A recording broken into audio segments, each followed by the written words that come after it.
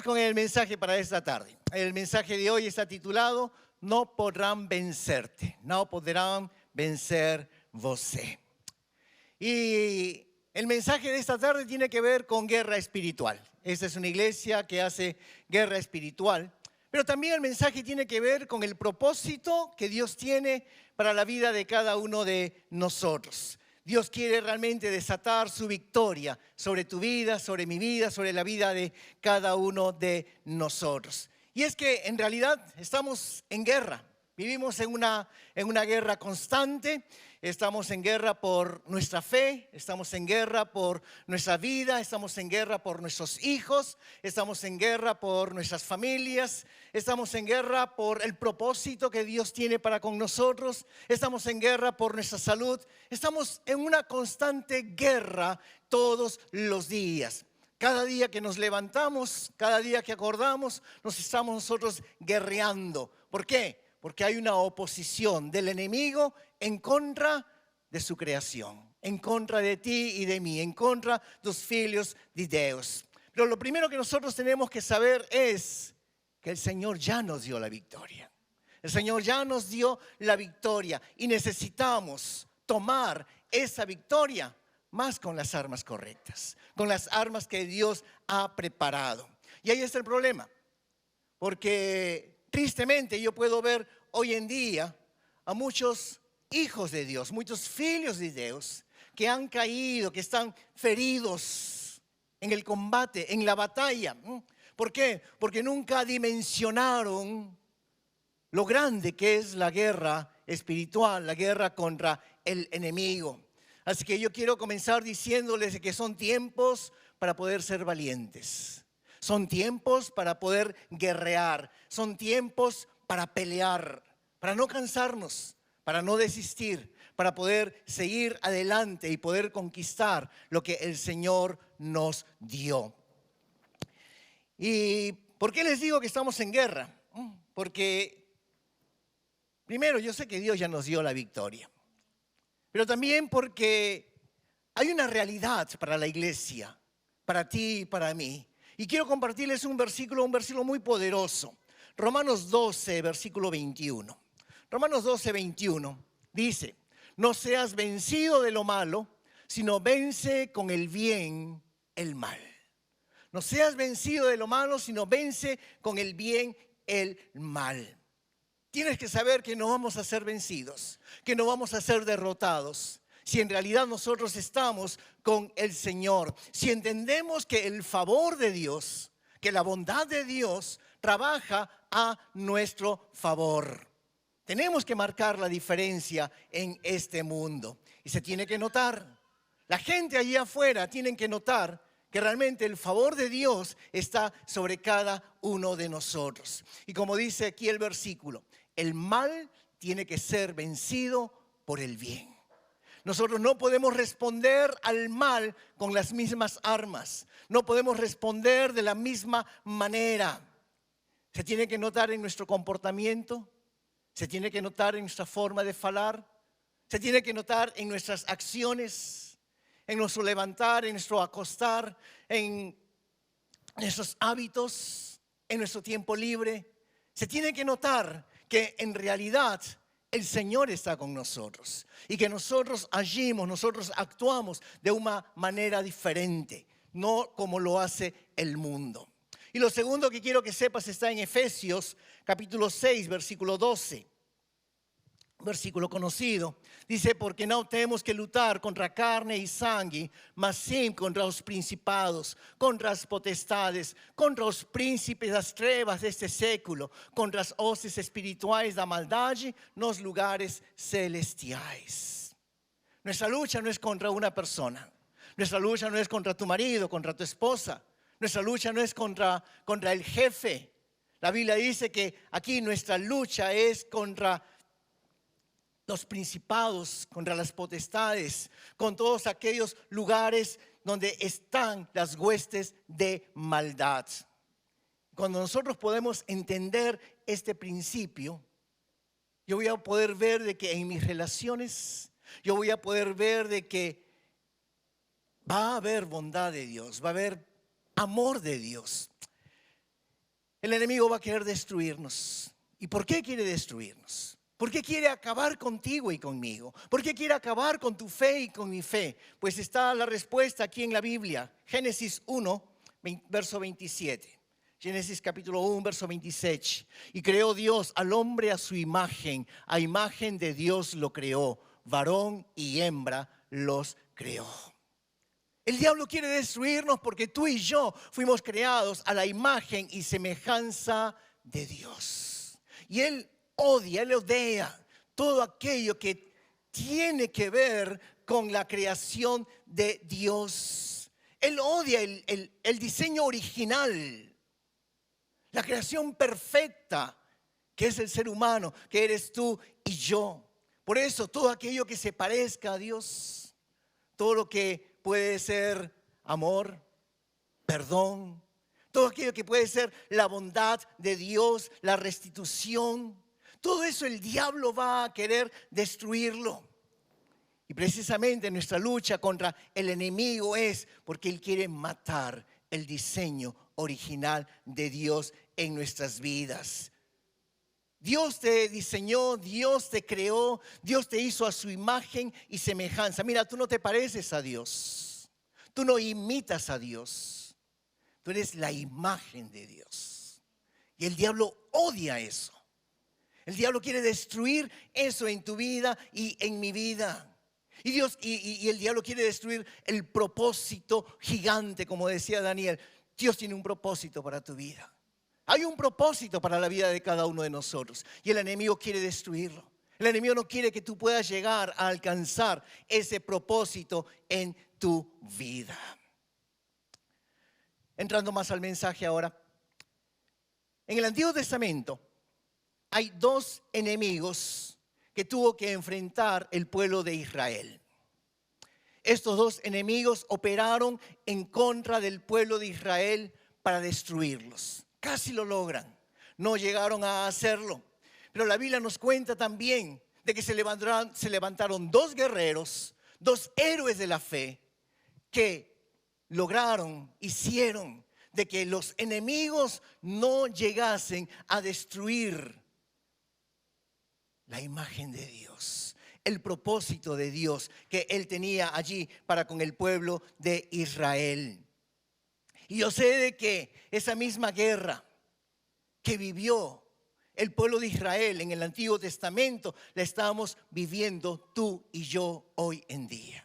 Cuando yo estaba preparando este mensaje, cuando el Señor me estaba dando palabra, yo decía, es lo mismo que hoy nosotros estamos pasando. Es lo mismo que está aconteciendo con la iglesia de Dios en el día de hoy.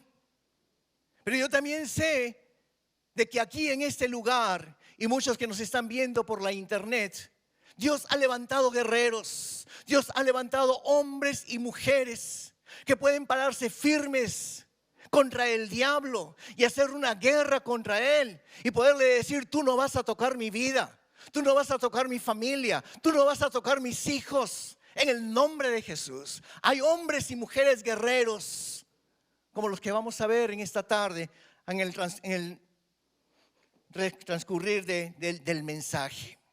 Así que vamos con él, vamos allí. Dos enemigos y dos armas para vencerlos. Dos enemigos y dos armas para vencerlos. Y vamos a hablar del primer enemigo, los asirios. Los asirios. Era un ejército temible.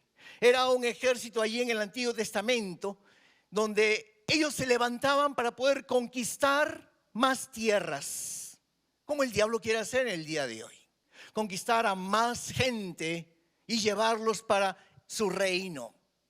Ahora, los asirios se distinguían porque tenían tácticas terribles de guerra. Era un pueblo totalmente sanguinario. Eran bárbaros. Los asirios, cuando tomaban posesión de un terreno, lo primero que hacían era esclavizar a los guerreros del enemigo.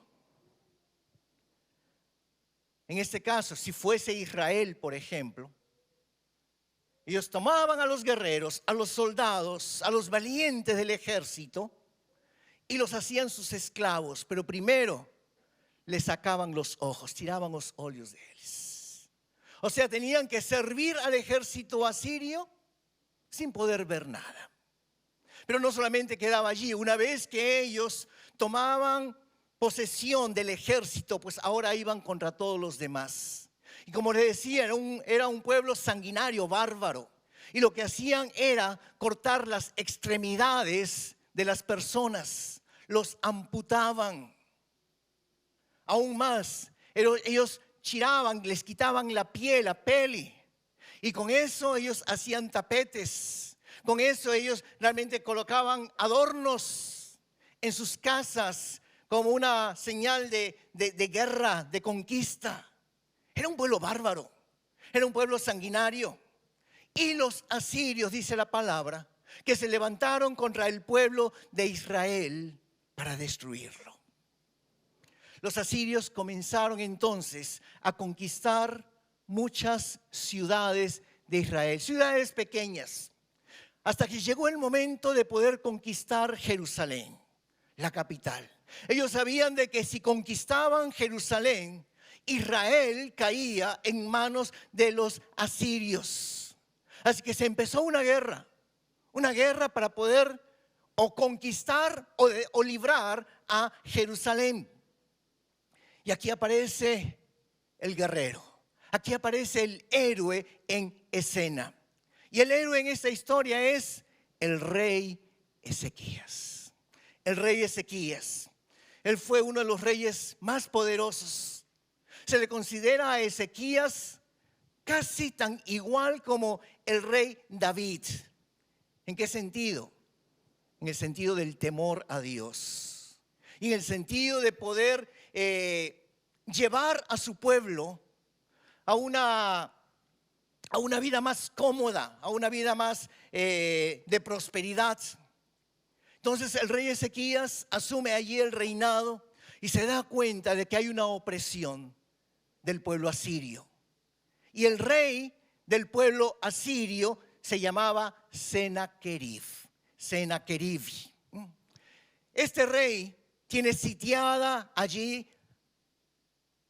a Israel.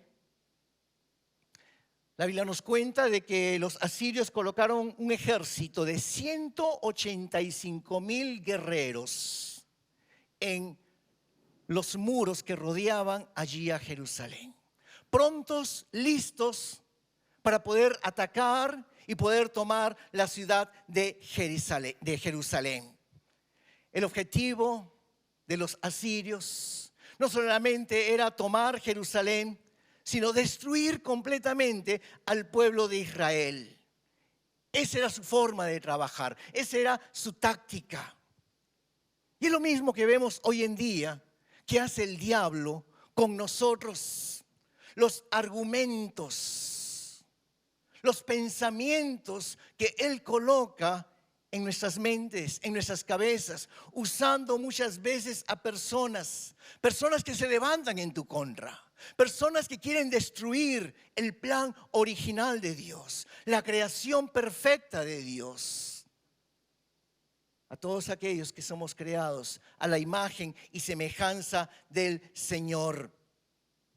Gente que son muchas veces enviadas por el mismo infierno y que te van a decir: tú no puedes, no vas a lograr nada,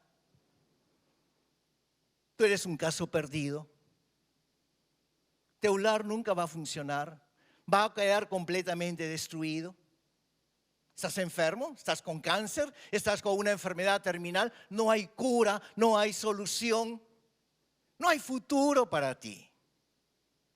Tus hijos se fueron de la iglesia. ¿Tú crees que van a regresar? No, no van a regresar nunca más. ¿Para qué vienes a la iglesia? ¿De qué te sirve adorar? Son palabras y son pensamientos que muchas veces el diablo coloca en las bocas de otras personas para destruirte, para destruirnos. El plan del enemigo hoy, ¿cuál es? Es destruir tu fe. Es destruir tu fe. Y de repente tú estás escuchando esos argumentos y tú me puedes decir, no, no pasa nada conmigo, yo creo. Pero no, no es así, porque muchas veces tu fe poco a poco se va cayendo, y va llegando hasta un punto en que tú ya comienzas a dudar, a duvidar de Dios. ¿No es verdad que muchas veces hemos duvidado de Dios? Le preguntamos, y Señor, ¿por qué? ¿Por qué me acontecen estas cosas? ¿Por qué a mí? ¿Por qué no al vecino? ¿Por qué no a otro? Y tenemos tantas preguntas. Y a veces le estamos haciendo caso, estamos escuchando sin querer esos argumentos que el enemigo coloca en las bocas de otras personas. Y es lo que hace el ejército asirio. El ejército asirio con su rey Senaquerib, él fue tan astuto que él envió emisarios para hablarle al pueblo judío. ¿Y qué hizo? Envió a emisarios que hablaban hebreo, no arameo, que era la lengua de los asirios, para que en hebreo los judíos pudiesen escuchar y entender cuáles eran las intenciones de este rey Senaquerib en contra del rey Ezequías.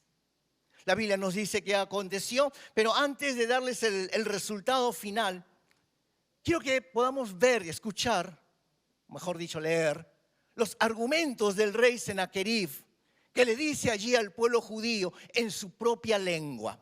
Segunda de Reyes, segunda de Reis, capítulo 18, versos 28 al 30.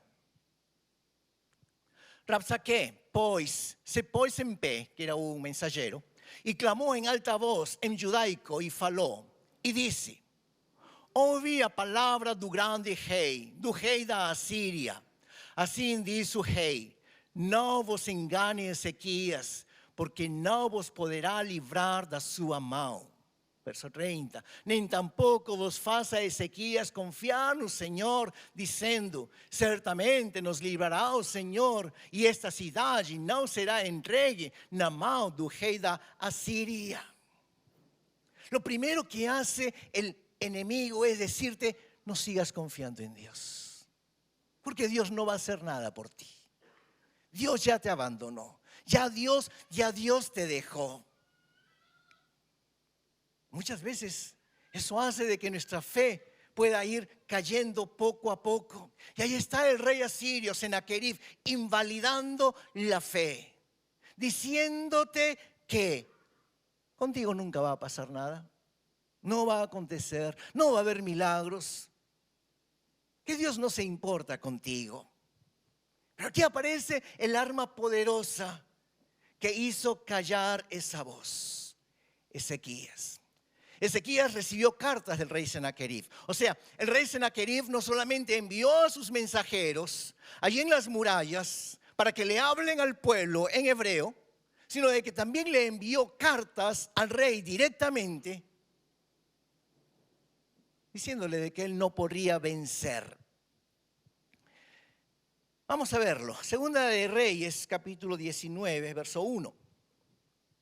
Cuando el rey Ezequías oyó el informe, rasgó su ropa, se vistió de tela áspera y entró al templo del Señor. Cuando él escuchó lo que estaba haciendo allí los mensajeros, ¿qué hizo? Él fue al templo. Él fue al templo. Él no se quedó en su palacio llorando. Él no se mandó a llamar a sus sabios, a sus consejeros, a ver qué hacemos. No, él fue al templo del Señor. Vamos a seguir leyendo versos 14 y 19, al 19 del mismo capítulo 19 de Segunda de Reyes. Depois que Ezequias recebeu a carta dos mensageiros e a leu, subiu ao templo do Senhor e a estendeu diante do Senhor. Então Ezequias fez esta oração na presença do Senhor: oh Senhor, oh Deus de Israel, que estás entronizado entre os querubins, só tu és Deus de todos os reinos da terra. Sim, tu criaste os céus e a terra. Inclina teus ouvidos, ó Senhor, e ouve. Abre teus olhos, ó Senhor, e vê. Ouve as palavras com as quais Senaqueribe desafia o Deus vivo. É verdade, Senhor, que os reis da Assíria destruíram todas essas nações. Lançaram os deuses dessas nações no fogo e os queimaram. É claro que os assírios conseguiram destruí-los. Não eram deuses de verdade, mas apenas ídolos de madeira e pedra moldados por mãos humanas. Agora, Senhor, nosso Deus, salva-nos do poder desse rei. Então, todos os reinos da terra saberão que somente tu, Senhor, és Deus. ¿Qué hizo el rey Ezequías? Él fue al templo, él presentó su causa delante del Dios del cielo, para que cada uno de esos argumentos que el rey Senaquerib había dado pudiesen caer por tierra, pudiesen ser completamente destruidos, para que no prosperasen. ¿Y qué fez Dios? ¿Qué hizo Dios? Allí en el templo Dios mandó a su profeta. Mandó al profeta para que pudiese hablar al rey Ezequías. Y él abrió su oído. Y él escuchó la palabra profética del enviado del Dios del cielo. Ese Dios que sigue teniendo a Ezequías en su mano, que no lo ha soltado, porque él era un temenche. Él temía al Dios vivo y poderoso. Entonces viene el profeta Isaías y le dice esto de parte del Dios Todopoderoso. Segunda de Reyes 19, vamos a leer versos 32 y 33. Y esto Isaías dice, y esto dice el Señor acerca del rey de Asiria. Sus ejércitos no entrarán en Jerusalén, ni siquiera lanzarán una sola flecha contra ella. No marcharán fuera de sus puertas con sus escudos, ni levantarán terraplenes contra sus murallas. El rey regresará a su propia tierra por el mismo camino por donde vino. No entrará en esta ciudad, dice el Señor. Dios dice, yo protegeré esta ciudad. Yo salvaré esta ciudad. Lo haré por mí mismo, por mi nombre. Yo, Jehová de los ejércitos, y por mis siervos. Es lo que le manda a decir allí a través de Isaías. ¿Por qué? Porque Ezequías presentó su causa delante del Señor. Él clamó a Dios y él escuchó y creyó la voz profética a través de Isaías de parte del Señor. Yo quiero decirte en esta tarde de que tú puedas salir del templo, de la iglesia en esta tarde, presentando tu causa al Señor, clamándole al Señor por lo que estás pasando, por lo que esas voces están allí atormentando en tu mente y en tu corazón, y que tú puedas creer la palabra que el Señor te está diciendo también a ti en esta tarde. El enemigo no colocará un pie en tu casa. El enemigo no tocará a tus hijos. El enemigo no tocará a tu familia. El enemigo no tocará a tu iglesia. Es lo que el Señor le dijo allí a el rey Ezequías. Así que yo quiero que puedas en esta tarde realmente creer que vas a salir de este lugar habiendo tenido un encuentro con el Dios vivo y todopoderoso. Y la palabra de Isaías se cumplió. ¿Por qué? ¿Recuerdan, lembra que les dije que habían 185,000 soldados que había colocado allí el rey Senaquerib afuera de las murallas de Jerusalén? Pues la Biblia dice que vino una peste contra ellos. No fue el COVID, pero vino una peste que acabó completamente con los 185,000 soldados asirios. Nos cuenta la historia universal. Ustedes pueden leerlo allí en la historia.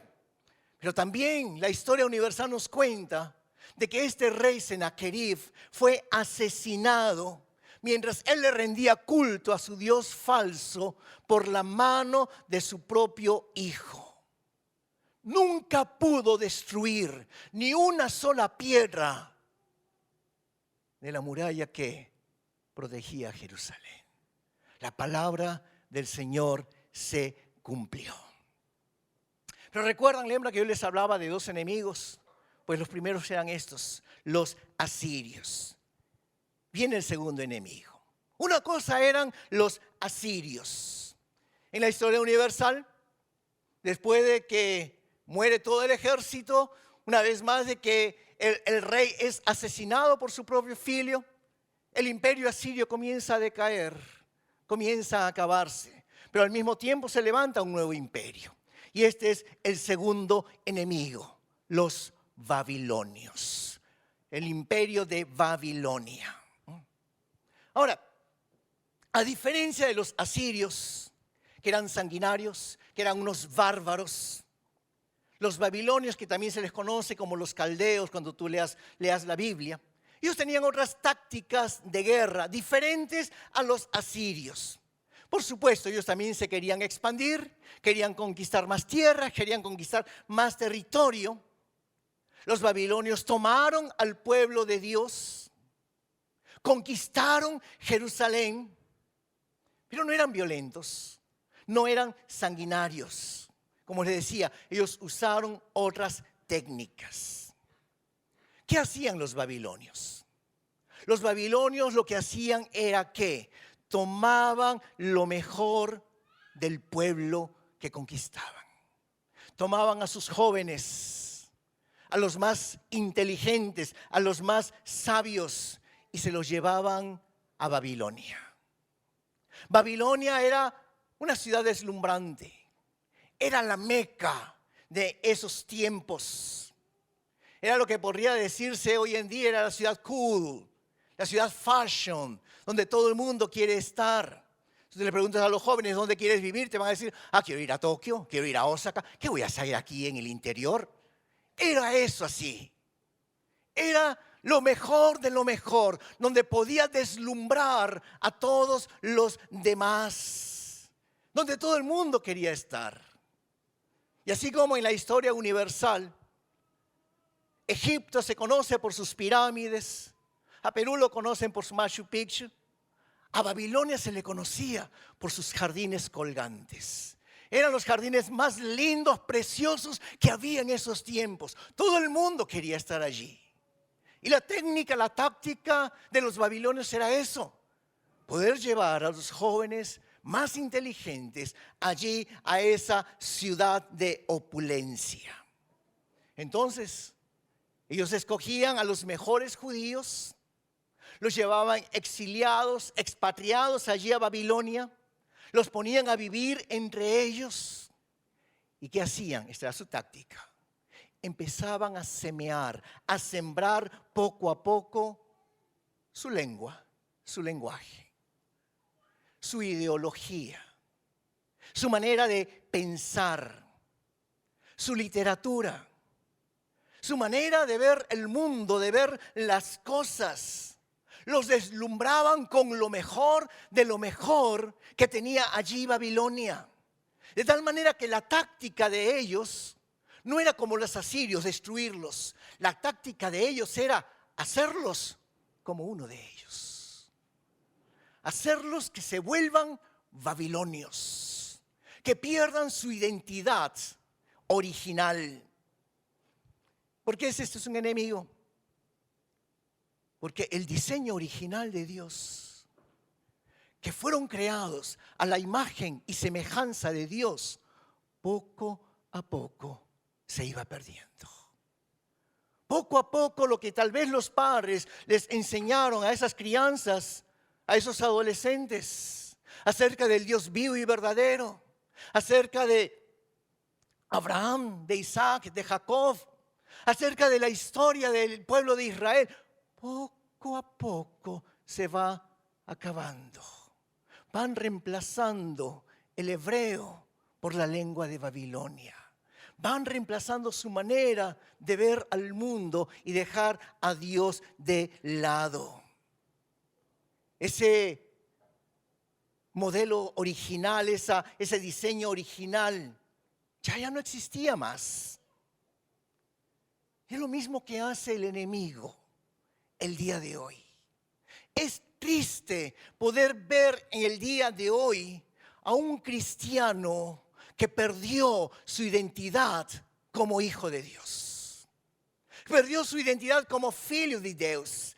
Ese cristiano que se dejó ensuciar por el pecado de Babilonia, ese espíritu de Babilonia, donde comienza a comprar la literatura del mundo, las cosas del mundo, donde Harry Potter no es nada malo, es parte de lo que se enseña y puedo ir a Disney y puedo ir a Universal y puedo alegrarme y disfrutar las cosas que simbolizan este mundo.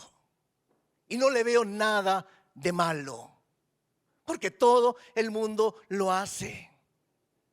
Y comienzo a disfrutar de las artes, de la literatura, de la inteligencia, de las prácticas de Babilonia. Y poco a poco eso me va ganando. De repente ese cristiano ya no tiene poder. De repente ese cristiano ya no marca una diferencia. Y no hay nada más triste que ver a un cristiano que fue y que ya no es. Ver a un cristiano que parece ser y no lo es. Ver a un cristiano que se dice yo soy cristiano, pero sus actos, su agir, su comportamiento es totalmente del mundo. Eso es lo que hace Babilonia. Jesús ya no es el centro. La palabra de Dios, la fe en Dios ya no es el centro. Ahora hay muchas más opciones. Ahora hay muchos más caminos. Hay más ideas. Hay cosas en este mundo que son más cool. Hay cosas fuera de la Biblia. Lo que dice la Biblia no tiene por qué ser cierto totalmente. Total, la Biblia es un libro antiguo, viejo. Las cosas cambian, evolucionan, todo muda. Podemos construir nuevas teorías, podemos tener nuevos pensamientos. Eso hace Babilonia. De hecho, en Babilonia se da origen a la astrología. Babilonia es donde empieza el culto de la hechicería, de la feiticería. Todo esto tiene origen allí en Babilonia. Y a veces yo me pongo a pensar en el gran esfuerzo que hacen los papás para formar la vida de sus hijos, de sus hijos. Y lo primero que hace este ejército babilonio es separarlos. Separar a los hijos de la casa de los padres. Jóvenes, adolescentes que son tirados de esa protección paternal y son llevados exiliados allí a Babilonia. ¿Qué es lo que el diablo hace hoy en día? Porque hoy en día tú vas a ver jóvenes adolescentes fechados, encerrados en su propio cuarto, en su propio mundo. Donde papá, mamá no pueden entrar si antes no baten primero la puerta. ¿Por qué entras? ¿Por qué no llamas primero? Los hijos viven en un mundo y los padres están ocupados con el trabajo. Viven en otro mundo diferente. No es lo mismo. Totalmente uno con otros, totalmente separados. Y tenemos ahora una generación de jóvenes que ya no son, que se isolaron, que se aislaron de su casa. Porque el espíritu de Babilonia hace eso. Primeramente romper, quebrar el vínculo paternal.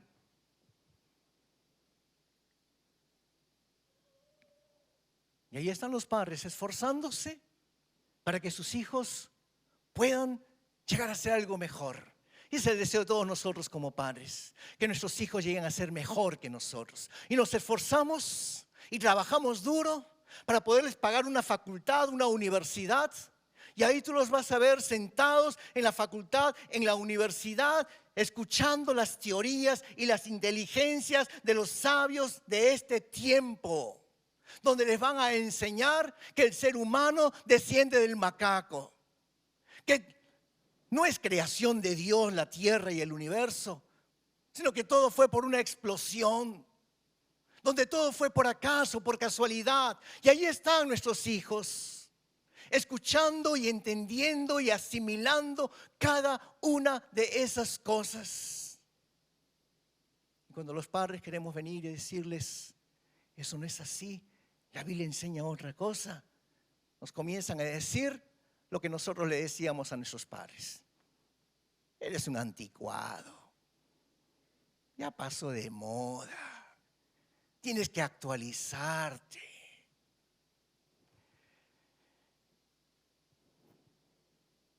Lo que hace Babilonia es robar el diseño original de Dios. Y de repente parece de que Babilonia está ganando la guerra. Se lleva a los mejores jóvenes de Israel.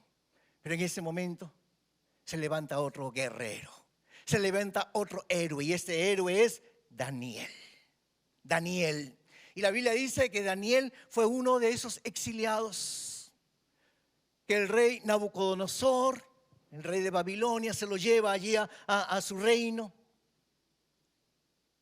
Llegamos a uno de los versículos, creo, más conocidos. Tal vez tú lo conoces. Daniel capítulo 1, versículo 8. Dice: y Daniel propuso en su corazón no contaminarse con la porción de la comida del rey, ni con el vino que él bebía. Pidió, por tanto, al jefe de los eunucos que no se le obligase a contaminarse. Daniel asentó no seu corazón, propuso allí en su corazón. Hermanos, esto me llama la atención porque hoy en día estamos frente a una generación de jóvenes expertos en sentir. Es que yo siento, es que yo deseo, es que yo quiero. Y lamentablemente hoy en día hay iglesias que quieren satisfacer ese sentir. Y llenan a nuestros jóvenes de eventos, de fiestas, de iglesias que parecen discotecas con luces y todo lo demás. Y no digo que esté mal de cuando en cuando, pero cuando eso es constantemente y todas las semanas y no hay palabra de Dios, es lo que Babilonia está haciendo. Pero aquí la Biblia dice que Daniel propuso en su corazón no contaminarse. Él dijo, no es que yo sienta, yo quiero a vontade de Dios, la voluntad de Dios en mi vida. Y la Biblia aquí nos dice que Daniel enfrentó a Babilonia. ¿Por qué? Porque él tenía un espíritu superior. Un espíritu superior. Ese mismo Espíritu Santo que vive en ti. Cuando tú no te dejas dominar por el espíritu babilonio. Cuando tú no te dejas dominar por el pecado y las cosas que el mundo te puede allí dar. Daniel no vivió por lo que él sentía. Daniel propuso en su corazón. Él entendió que por encima de los sentimientos estaba la voluntad de Dios. Y él tomó una resolución personal. O sea, una decisión. No contaminarse con la comida y la bebida del rey. ¿Cuál fue esa resolución personal? ¿Cuál fue esa decisión?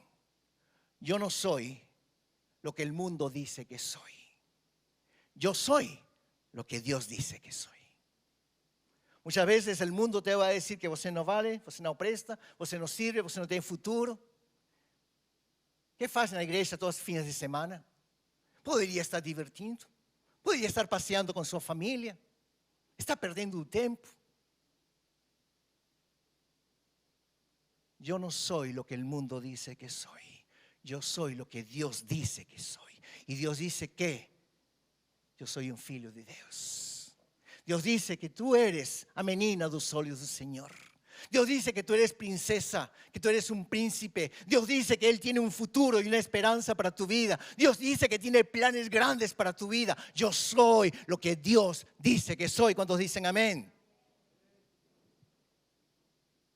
¿Por qué hay depresión? Porque hay gente que vive en depresión. Porque vive según sus sentimientos. Pero cuando yo entiendo que yo domino mis sentimientos, es porque Dios domina mi voluntad, a mi voluntad. Y yo puedo salir de ese estado. Porque la Biblia dice que Dios me creó a su imagen y a su semejanza. Entonces entendamos, hermanos, que Dios tiene un propósito. Y que yo no voy a ser vencido por el mal, sino que voy a vencer, como leímos el primer versículo, voy a vencer el mal con el bien. Llegó una realidad para concluir esta parte. Daniel jamás permitió, porque él propuso en su corazón que ni los placeres, ni la cultura, ni la lengua, ni la forma de ser de Babilonia pudiesen transformar su vida. Y él venció. Si ustedes leen ahí el libro de Daniel, ustedes van a dar cuenta que no solamente es Daniel, Sadrach, Mesach, Abednego, otros jóvenes que fueron tirados, sacados de Israel. Ellos estuvieron firmes en su fe. Y aunque fueron enviados ahí al horno de fuego, el Señor los guardó, el Señor los protegió.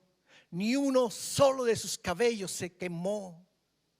Porque el Señor guarda a sus hijos que confían y descansan en Él y no se dejan dominar por el espíritu de Babilonia. Así que termino dándoles un resumen de lo que hemos visto hasta aquí. Asirios tenemos y babilonios. Primero, la táctica de los asirios. La táctica de los asirios fue violencia e intimidación. Te vengo a destruir, te vengo a matar. Si no te rindes a mí, te corto las extremidades y tiro a peli de você. ¿Cuál era la táctica de los babilonios? Hacer a sus oponentes como a uno de ellos. Serás como él, serás un babilonio más. Aprenderás la lengua, la cultura, la forma de ser, la forma de ver el mundo. Y allí, cuando vienen los asirios, se levanta un guerrero. Y ese guerrero es Ezequías. Un hombre que no dudó, no duvidó de entrar al templo y de poder clamar al Señor. En los casos de los babilonios tenemos al siguiente héroe, el siguiente guerrero es Daniel. Daniel, quien propuso en su corazón no contaminarse. ¿Cuál fue el arma de guerra de Ezequías? Fue el clamor. Ir al templo, clamarle al Señor, presentarle su causa y poder escuchar y obedecer la voz profética a través de Isaías. ¿Cuál fue el arma de guerra para Daniel? La resolución, la decisión. Daniel 1:8. Daniel decidió no contaminarse con la comida del rey. ¿Cuál fue el resultado de Ezequías? La intervención sobrenatural de Dios. Fue Dios quien acabó con todos los enemigos, los 185,000 soldados, Sennacherib totalmente muerto. ¿Cuál fue el resultado en relación a Daniel? Toda una vida de resistencia. ¿Por qué? Porque Dios cambió, usó la vida de Daniel de una manera maravillosa. Y con esto termino. Daniel 2, verso 48. Daniel 2, 48 dice: Ugei colocó a Daniel en un cargo elevado y le dio muchos presentes valiosos. Nomeó gobernador de toda la provincia de Babilonia y jefe de todos los sabios. Ahora, lembren esto. Daniel llegó a Babilonia cuando tenía 15 años.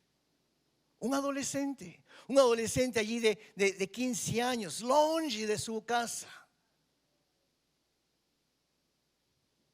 Si hoy día colocamos a un adolescente, a un joven que no está firme en los caminos del Señor, allí, en la gran ciudad, en la ciudad de los placeres y de todos los demás, tal vez sea muy difícil que pueda mantenerse su fe. Pero Daniel allí decidió en su corazón no contaminarse con el buffet del rey. Y cuando la Biblia habla de eso, está diciendo de no contaminarse con los placeres, no contaminarse con las mujeres, no contaminarse con el pecado que le ofrecía allí Babilonia. Él decidió agradar a su Dios y no dejarse transformar. Yo no sé con cuál enemigo te estás enfrentando en esta tarde. Yo no sé si son los asirios que trabajan en tu mente y en tu corazón, diciéndote que usted no presta, que usted no vale, que todo el esfuerzo que estás haciendo no tiene sentido.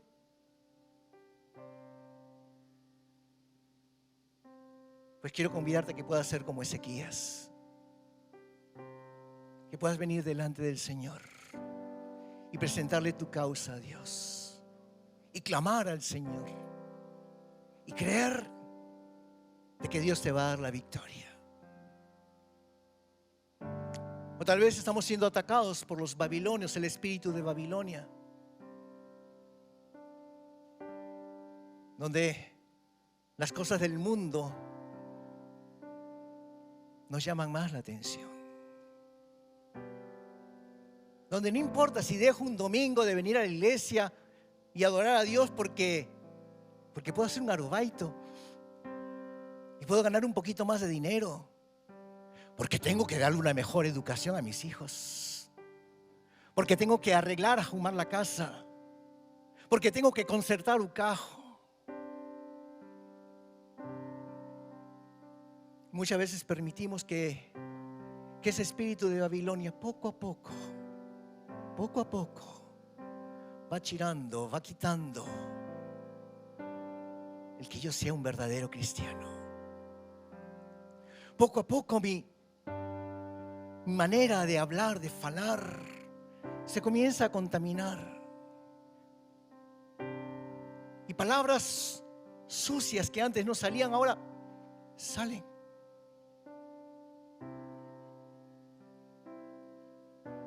Comienzo a tener las costumbres del mundo. Y engañar a uno, engañar al otro, no importa. Total, Dios es bueno, Dios me perdona. Y es triste ver a cristianos que eran y que ya no son. Pero gracias a Dios por Daniel, que no se dejó contaminar por el espíritu de Babilonia. Y si estás siendo atacado por ese espíritu, yo te quiero decir, aún hay tiempo.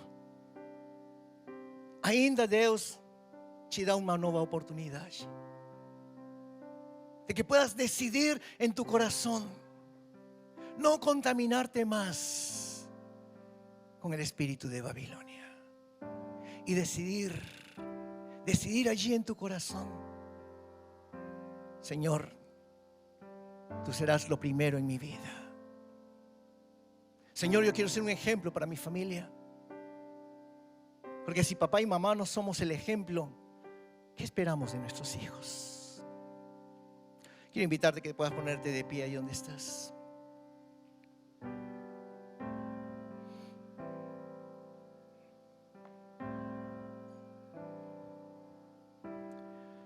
Y Señor, te damos gracias. Gracias por tu palabra primeramente, porque sabemos que no vuelve a ti vacía, Señor. Y gracias, Dios, por esta iglesia.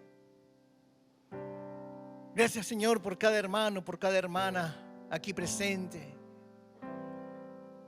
por aquellos que nos ven por la internet, Señor, que son guerreros, que son tal vez un Ezequías, que son tal vez un Daniel, y que pueden guerrear y que pueden pararse frente al enemigo y poderle decir: tú no vas a tomar mi vida, ni mi casa, ni mi familia.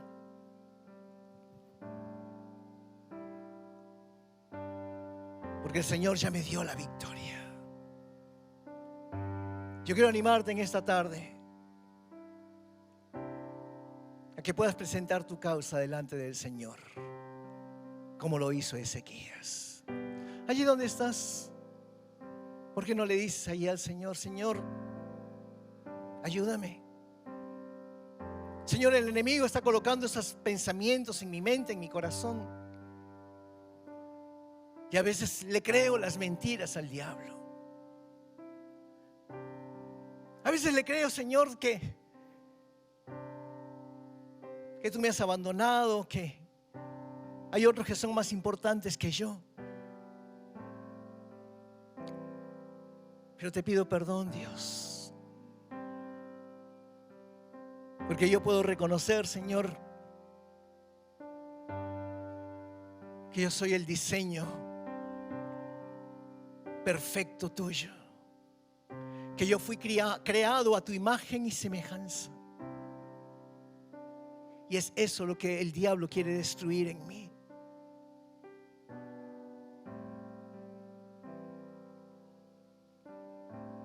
O tal vez, Señor, estoy siendo atacado por el espíritu de Babilonia, donde me estoy, Señor, dejando deslumbrar por las cosas que ofrece este mundo. Placeres, vicio, dinero.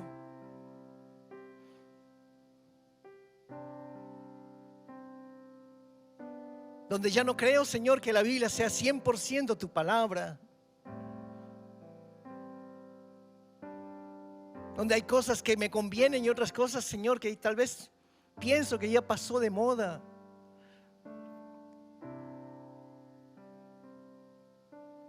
Perdóname, Señor. Quiero ser como Daniel. Quiero decidir, Señor, no contaminarme. Quiero tomar, Señor, esas decisiones, esa resolución en mi vida, en mi corazón, en el nombre de Jesús. Y poder creer, Señor,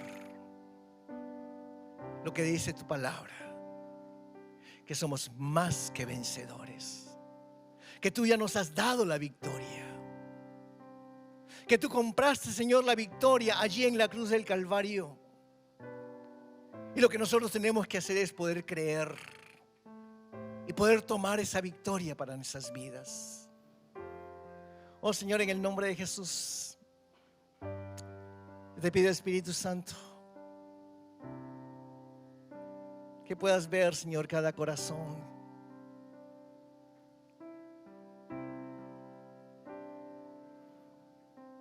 Que puedas examinarnos y ver, Señor, si hay tristeza, si hay derrota, si hay melancolía.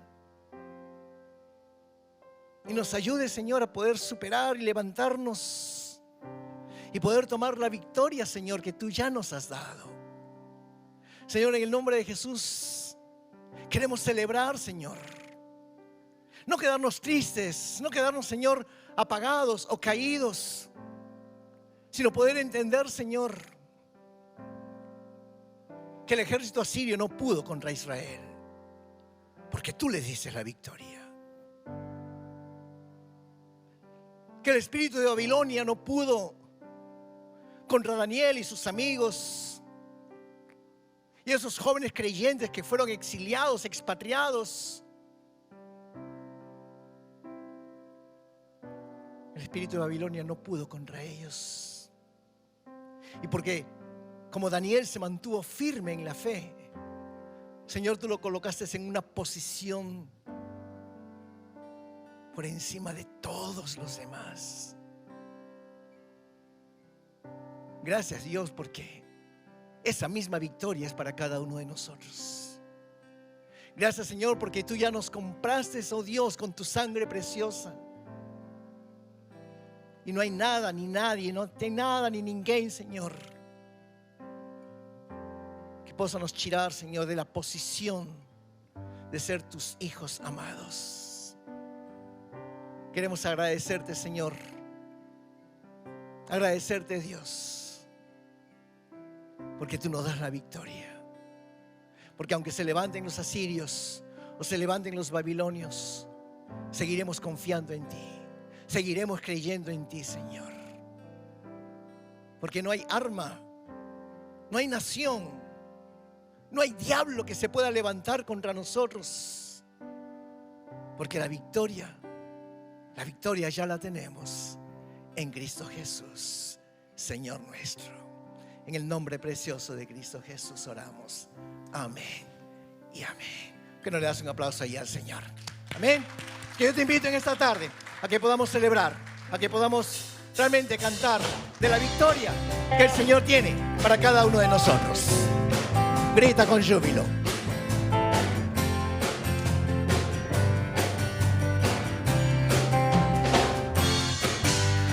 Grita con júbilo ao teu Senhor, porque a vitória tem nos dado já.